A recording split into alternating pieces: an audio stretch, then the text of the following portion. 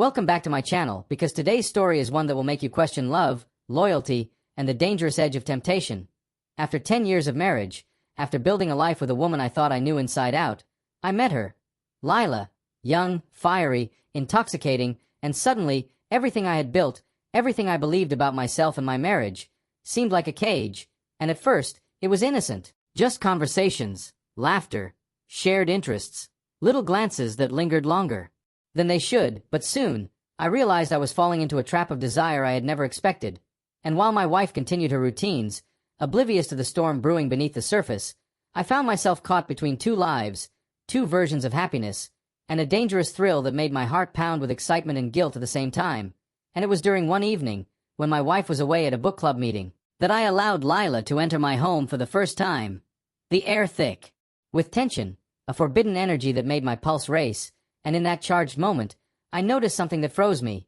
The way she observed the house, the photographs, the memories of a decade that I had once treasured, now reduced to background scenery for her admiration, and it clicked. Lila wasn't just a lover. She was a player, someone who thrived on chaos and control, and suddenly, the thrill I had felt turned into cold calculation. And I realized that if I played my cards right, I could have everything I wanted, and maybe, finally, give my wife the cold taste of betrayal she had long ignored in subtle ways, the lies she had told me about her finances, her friendships, the way she had subtly undermined me over the years. And so I decided to act, not recklessly, but meticulously, weaving a story where desire and revenge intertwined, pretending to fall deeper into Lila's charm while I secretly documented every meeting, every whispered plan, every jealous glance that exposed not her innocence, but my wife's vulnerability and ignorance, and soon, I orchestrated a meeting where both worlds would collide, a chance encounter at an upscale hotel, where Lila arrived expecting passion,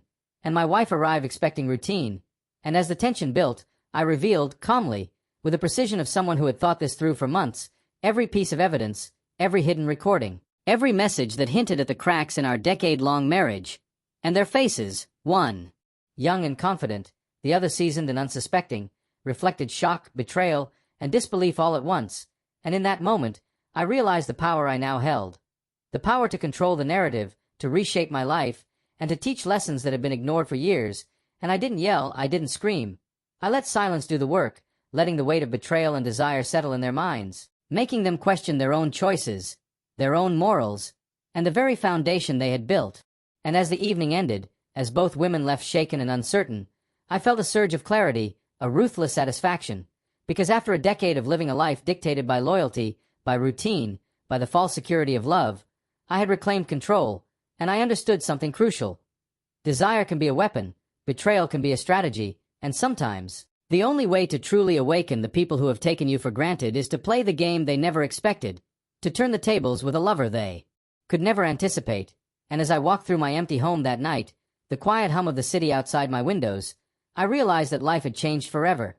Not just because of Lila, not just because of my wife's ignorance, but because I had finally embraced the power to choose, the courage to act, and the intelligence to orchestrate a story that would leave no one untouched, a story of passion, deception, and revenge that proved that after 10 years, even the strongest bonds can be tested, twisted, and ultimately, rewritten by the one who knows the game best.